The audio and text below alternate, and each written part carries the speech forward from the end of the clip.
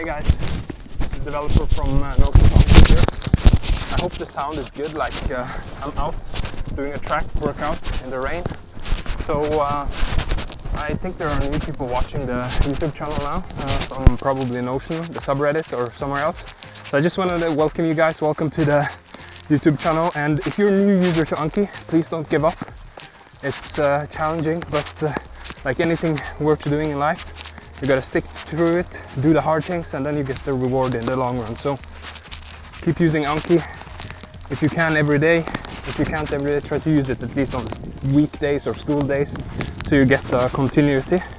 Yeah, I have to get back to my track workout, so please smash the like button and subscribe. Thanks.